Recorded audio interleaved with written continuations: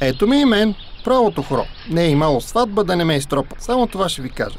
Една-две ръки, първия танц, пи, куме, пи и аре, почвам аз и нема спиране. И всеки си ме тропа как му дойде. Улево, удесно, назад, напред, падане. Ама веселба става голяма, де? Мисълта ми е, че без мене в сватбата заива една огромна бездна от липса на забавление. И аз тая отговорност я съзнавам. Ама само тропа, уважение печели ли? Не. Респект няма ми е мисълта. Едно ще ти кажа. У нас всеки разбира от футбол, реклама и право хоро. Та сега нещо по-сериозно ми се ще. Държавна служба. Власт искам. Решил съм.